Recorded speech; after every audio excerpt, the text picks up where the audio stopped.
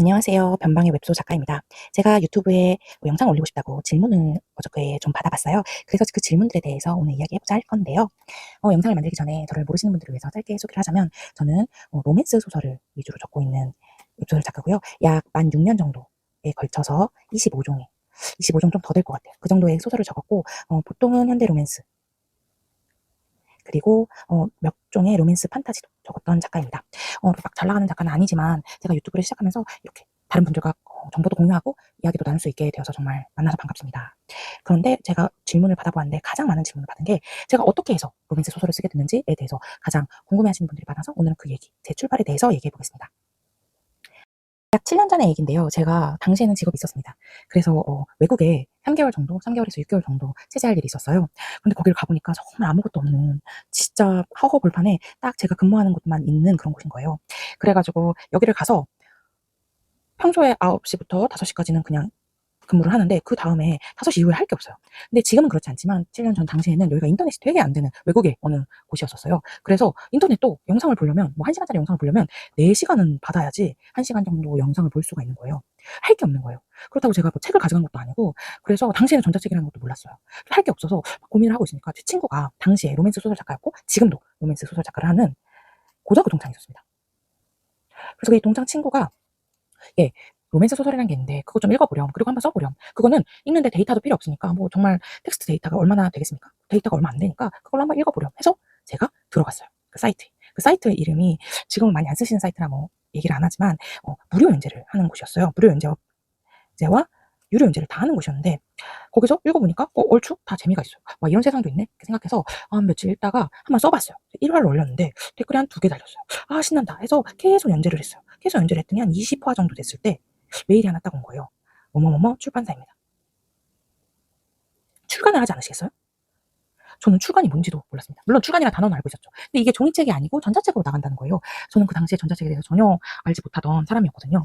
제가 하던 일은 글과도 아무 상관없고 인터넷과도 아무 상관없는 일이었습니다.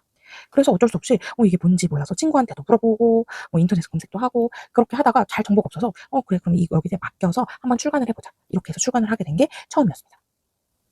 시장조사도 없이 글을 쓴 거예요. 그래서 당시에 남주가 39살 아이돌 그리고 여주가 36살 변호사. 많이 읽으시는 분들은 이게 조금 어려운 설정이라는 걸 안 되는 설정은 아니겠지만 이게 일반적이지 않은 설정이라는 걸 아셨을 거예요. 그리고 진행하는 문법도 굉장히 초보스러웠다. 왜냐하면 남주가 안 나옵니다. 남주가 안 나오고 다른 남자들이 막 나와요. 6화에 남주가 처음 나와요. 이렇게 시장 조사도 없는 글을 쓰고 나서 당연히 이렇게 성적은 좋지 않았겠죠. 당시에 제가 아직도 기억이 나는데 첫 달 수입이 30 몇만 원이었어요. 근데 너무 기뻤습니다. 진짜 이렇게 기쁠 수는 없는 거예요. 왜 기쁘냐면 돈을 내가 어느 정도 벌었다 하는 것보다도 내가 쓴 글을 누군가가 읽어준다는 기쁨? 누군가가 내가 쓴 이 인물들을 사랑해준다는 기쁨이 너무 행복해서 두 번째 글을 또 쓰게 됩니다. 이때 정말 운이 좋았던 게 첫 번째와 두 번째가 다른 출판사였는데 이때 좋은 편집자분을 만나서 이분이 지금은 업계에 안 계신데 저에게 시장이 어떻게 되어 있는지 그리고 플랫폼은 어떤 게 있는지 이런 거를 잘 설명을 해주셨습니다. 이렇게 이분이랑도 하면서 이때도 근데 시장 조사를 했다고 했는데 남주가 39살, 여주가 39살 하면서 약간 마이너의 길을 갑니다. 그런데 그래도 이때부터 제가 약간의 책임감을 느끼기 시작했어요. 왜냐면 내가 이거 취미 사업으로 하는 게 아니구나. 이건 진짜 출판사에서 이렇게 제대로 되신 편집자분이랑 같이 일을 하고 있구나. 그럼 내가 출판사에 영향을 끼치면 악영향을 끼치면 안 되겠지 하면서 이때부터 시장 조사를 하기 시작합니다.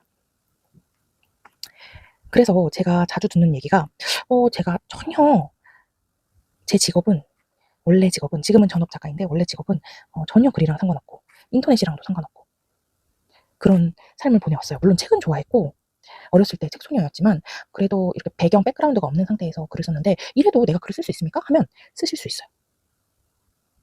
무조건 뭐 잘 쓰신다고 할 수 없지만 그래도 저보다 더 잘 쓰실 수 있을 것 같아요. 전 정말 백그라운드가 없었습니다. 그런데 고생은 좀 하실 수 있어요. 저는 웹소설 독자도 아니었습니다. 독자시면 저보다 훨씬 쉬우실 거예요. 지금 현재 독자시면 저보다 훨씬 쉬우실 건데 저는 독자가 아니었기 때문에 이때부터 책을 미친 듯이 읽어 나가기 시작합니다. 하루에 2-3권씩 읽고 그랬던 것 같아요. 2-3권씩 읽으면서 지금도 그렇고 그때도 그런데 가장 중요한 거는 흐름 보기. 어떠한 식으로 이렇게 풀어나가시는지를 남주가 만나서 여주와 만나서 어떻게 풀어나가는지를 그 흐름을 봅니다. 내용을 보는 게 아니라 속도감을 가장 중요시해서 그동안 아까 제가 말씀드렸죠. 6화에 남주가 나왔다고. 아 이거 하면 안 되는구나. 남주는 최소한 1화에는 나와야 되고 1화 마지막에 나와야 되고 진짜 그게 아니더라도 2화에는 나와야 되는구나. 이거를 이때 배워요. 이때 이렇게 배우면서 제가 이 다음으로 그래서 이 다음에 제가 무엇을 하냐 하면 공모전에 나갑니다. 지금도 공모전이 있지요.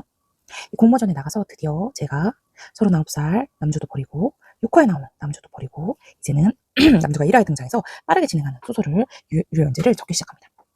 유료연재용 원고를 적기 시작합니다. 그런데 여기서 제가 오픈 카톡방에 들어갔어요. 지망생 분들이 있는 곳이었는데 저는 당시에는 몰랐는데 문희애 창작과에서는 서로 이렇게 비평을 해준대요. 근데 이 방은 서로의 글을 읽고 비평을 해주는 방이었습니다. 제가 생각하기에 이런 방은 안 들어가시는 게 좋아요. 왜냐면 뭐 나쁘다 좋다를 떠나서 우선 마음의 상처를 너무 깊이 있기 때문에 이런 방에 들어가시면 자존심이 많이 상합니다.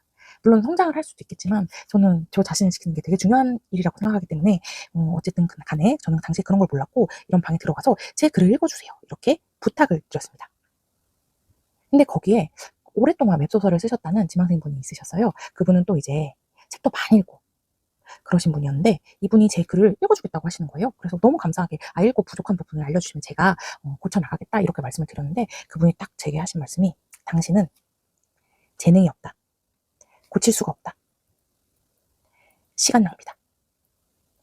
그리고 그때 뭐라고 하셨냐면 정말로 당신을 위해서 말씀을 드리는 거다. 이거를 계속 붙잡고 있으면 돈도 못 벌고 시간만 낭비하게 되니까 출간도 어렵다. 그러니까 책을 포기하시고 그냥 원래 있던 직업으로 돌아가셔라. 그렇게 말씀하시는 거예요. 제가 어떻게 됐어요? 울었죠. 울었습니다. 엎드려서 3주 내내 울었습니다.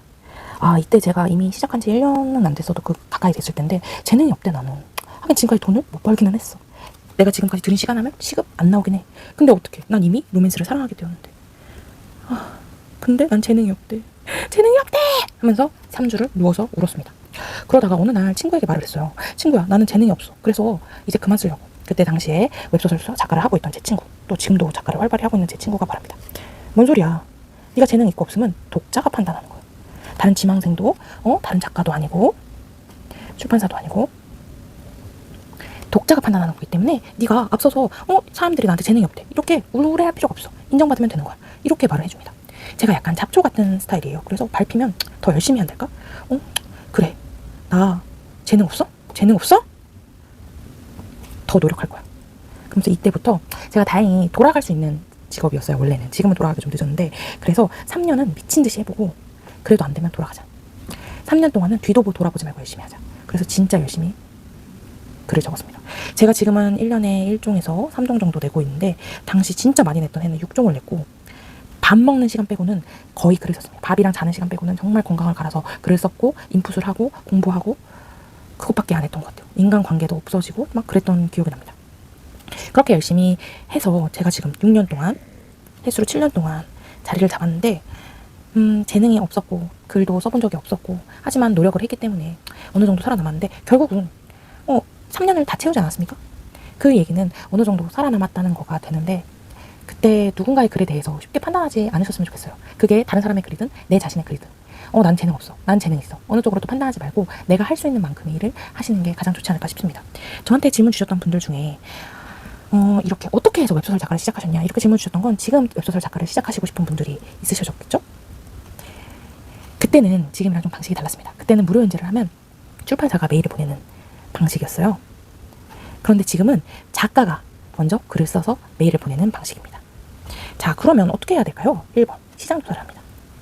시장조사 별거 없습니다. 많이 읽고 많이 쓰면서 내가 어떤 글을 좋아하지? 하고 조사를 합니다. 두 번째, 글을 씁니다. 다 쓰실 필요는 없고 한 5만 자 정도? 이 글자 수는 한글에서 확인하실 수 있어요. 세 번째, 이 5만 자랑 시놉시스를 적어서 출판사로 메일을 보내십니다. 그리고 나서 출판사와 계약을 하게 되는 건데 출판사가 어떤 출판사에 메일을 보내야 되나요? 출판사의 메일 주소는 어디 있나요? 이거를 하시면 내가 좋아하는 책이 많이 나온 출판사가 그래도 내 취향과 적합하겠죠? 그래서 이런 출판사에게 투고 메일을 받으시냐? 투고 메일을 받으세요? 하고 물어보세요. 메일은 어디서 확인하나요? 좋아하시는 책의 제일 끝부분에 보통 메일 주소가 적혀 있습니다. 어머머닷컴 이렇게 적혀 있기 때문에 거기에 투고를 문의를 해보셔서 요즘은 투고를 받는 회사가 반, 투고를 안 받는 회사가 반 정도 되는데 한번 문의를 해보시고 원고를 보내보셔서 그 다음에 출간 준비를 하시면 되겠습니다. 여러분들의 성공적인 웹소설 작가 데뷔를 제가 응원하고 있겠습니다. 다음에는 또 생활에 관한 이야기, 작법에 관한 이야기 들고 빨리 돌아올게요. 감사합니다. 그리고 궁금하신 점 있으면 질문 달아주시면 제가 또 영상을 제작하는데 큰 도움이 되겠습니다.